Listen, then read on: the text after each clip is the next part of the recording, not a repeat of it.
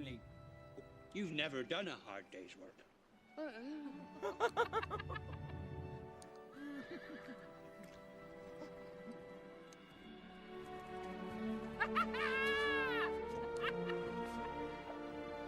Welcome, my lords, to Isengard!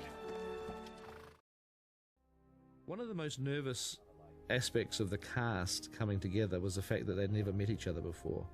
That, you know, we'd gone around the world and we'd picked the best people for each of the roles individually. Met them, auditioned them, whatever, offered them the role, they'd accepted the role. We were happy.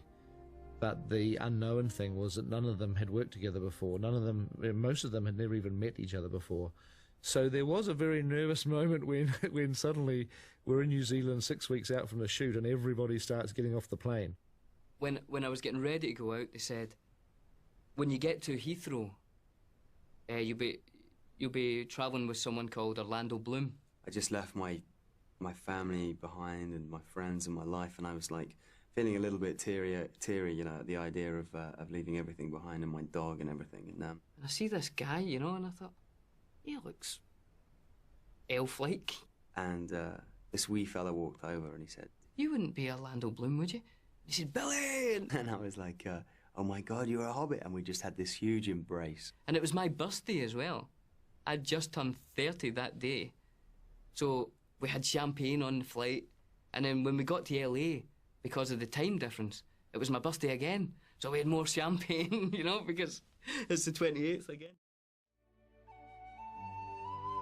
I'm kind of glad on this movie that I got to direct it and I didn't have to play a hobbit, because, you know, those guys had a fairly arduous time of it. They had to get up at some unearthly hour. How lucky are we to be in New Zealand to see this? That's half of why this movie is so amazing. This kind of stuff, every day. My day would start within the 5 o'clock hour, every day. For the most part. It's sometimes 4:30. That was lovely. The Hobbits would always start early because we had the prosthetics in the morning. Our makeup took mostly about 2 hours. Glue was painted to the bottom of your feet. Then you would slide into these prosthetic feet. They would then hair dry glue around the seams of your feet and paint them with airbrushes and paintbrushes. Standing up at 5 in the morning. And the whole time we're begging to sit down, but they don't let us. They couldn't sit and have their feet glued on because the way that their ankles would sort of be bent in the wrong position. So they had to literally just stand up when I'm sure they'd rather be in bed. We have to be really honest and say that when the days that we don't have feet, we're really excited. Because A, that means we have a later call, and B, we don't have to stand up for an hour and a half. I don't think my wife knows as much about my feet as Sean Foote. Isn't that ironic that Sean's last name is Foote? F-O-O-T-E. Sean Foote. O-E? No E. No E. I want to put an E on there because it's just too weird that your last name is Foote and that you work on my foot. My foots. No E. One of the amazing things about Elijah, I think, is he can sleep anywhere at any time. I mean, I've seen him do it. And, like, if they don't go back to him for, like, 15 minutes, he'll just be sitting there like that. Like, for 15 minutes. And then someone will go, "Elijah, yeah, yep, scene, right." And he goes. It's an incredible thing that he's got. I mean, he must have been so tired during that shoot. Because, you know, there was times when we had time off. Elijah pretty much had no time off, ever. I've seen him fall down 3 sets of staircases. Like, and then just get up and go, and just walk off. That is an incredible gift, man. He's like, you know, like Chaplin. I sort of appointed myself as his kind of minder. You know, I wanted to look after him and make sure that he was okay. Sean was very much Sam for me, you know, always looking after me, being there for me. Kept locking his keys in his apartment, and he'd leave and he couldn't get back in. And I was like, well, don't worry, I'll take care of it. And I would arrange, you know, to have a locksmith brought out there and you know, get his keys. And so he could continue going about having whatever fun he was having, you know, or talking to who he was talking to. And 45 minutes later, I bring him his keys, and Elijah, here's your keys. And he was like, oh, wow, great, thanks, you know, thanks for taking care of it. I saw the need for life to imitate art. Sam needed to look after Frodo as his sort of primary identity. as the Fellowship started to coalesce, that was the job I carved out for myself. Sean Astin is just a very cool man. He had a different experience than the rest of us hobbits because he's got a family, of course.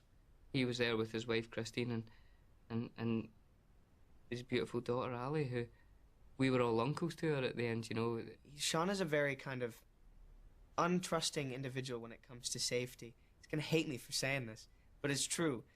He always had to check out everybody else's job and make sure that they were doing their job properly, because he didn't necessarily trust that they had it all under control.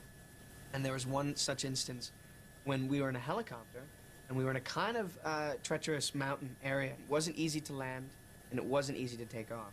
Elijah, Billy and I were just having so much fun because we were in helicopters and we were saying to the guy, could you try and flip over, or could you do some banks, or, you know, how close could you get to that mountain, and, you know, if we put a bike down, could you pick it up by its wheels and all that kind of stuff.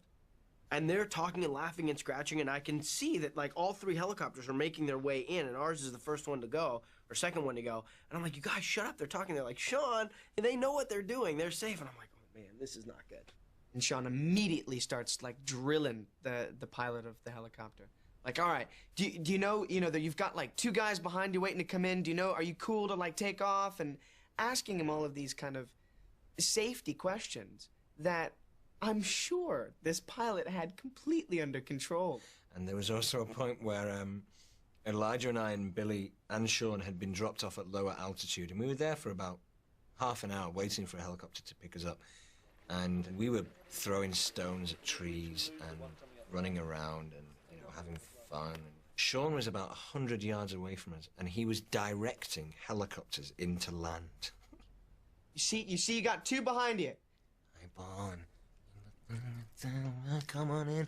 You know, waving to the helicopter guy, you know, pointing out where the other guys were, and they're waving me, and the hobbits were all making fun of me because I was, like, trying to be Mr., you know, involved.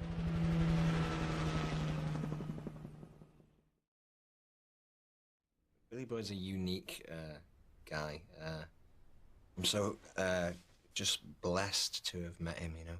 Dom's an idiot. No, Dom's great. I was probably closest with Dom because, you know, we had so much stuff together.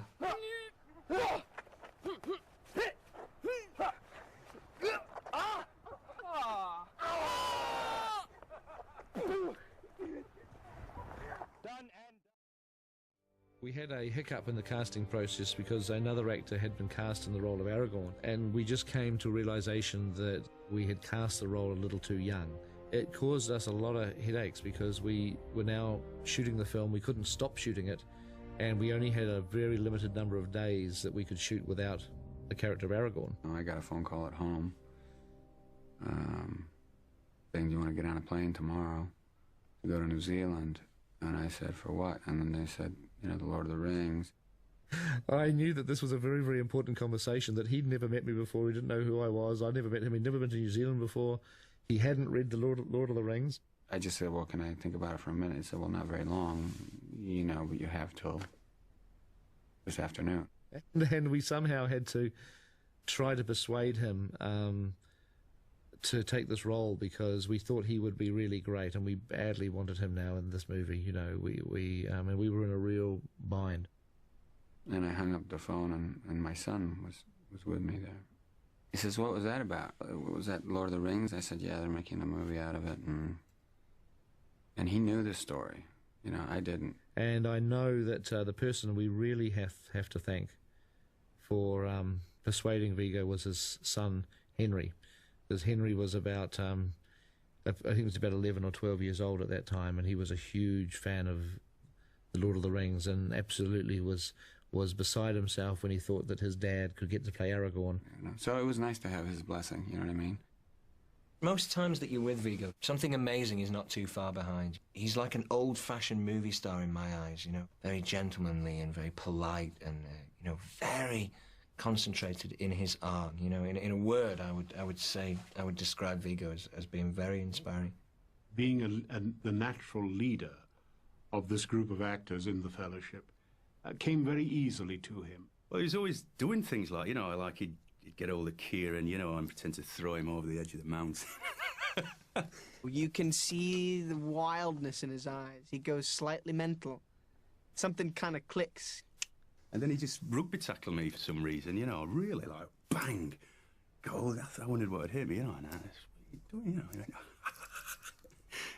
He's an extraordinary guy, really. I mean, he believes in the truth in everything he does, I think, you know, no matter what it is.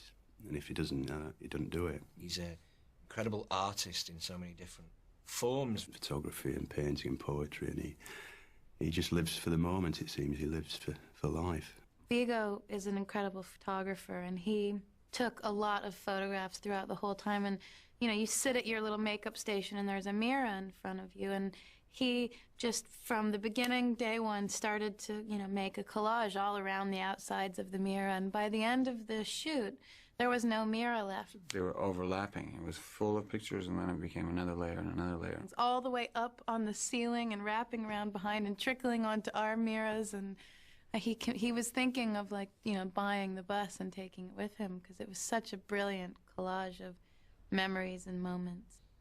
He doesn't just act the character. He has to somehow become part of the character. He and the character have to blend. And Viggo, I think, saw his sword as being the key into his character.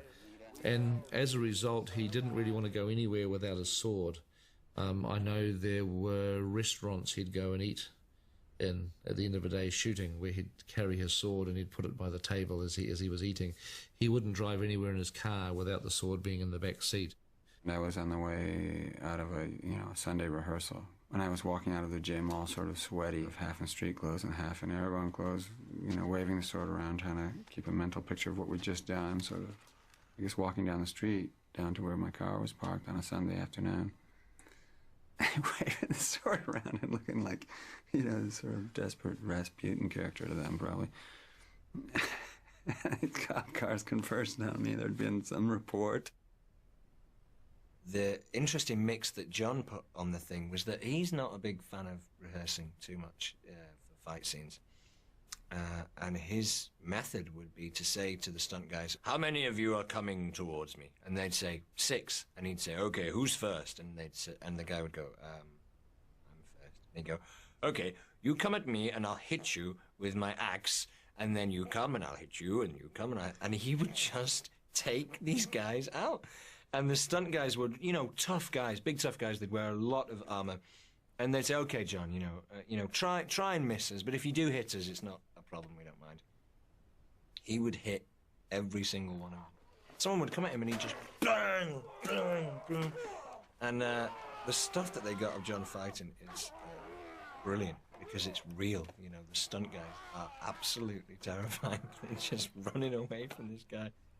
As you can see, the shots that you're getting are incredible. He just looks on fire, but that is because John was wearing a prosthetic that limited his vision to this, because he had, prosthetic skin, and his eyes were swollen because he was allergic to the prosthetic, so they were slightly shut. And he had no kind of, sideway vision. I mean, at times you just wanted to rip the damn stuff up and just scratch. Added to which I developed this topical eczema, which meant that basically every time the upper and lower eyelids were attached, I lost all the skin in this area. It was like a skin peel. And within hours then it would swell, and it would turn sort of lobster pink, and then, it would just be covered with lymph. And it was itchy and painful, and one felt very, very self-conscious. John Rhys Davies took us to a restaurant, and it was when we'd only just started to get to know John, and we sat down at this huge long table, and he said, "I think I will order the food for tonight." And we said, "Oh, okay, on you go, John," and we were all having a conversation, and the waitress came over, and John ordered, food that would probably have fed maybe 35, 40 people, and there were about 12 of us. He just said, "We'll have 9 lobster and 15 shrimp and 12 red snapper, 15 filet mignons and some grilled mushrooms. I'll have 12 onions and wild boar," and all this kind of stuff, just like pheasants and grouse, and do you have partridge? Bring the partridge, all that kind of stuff.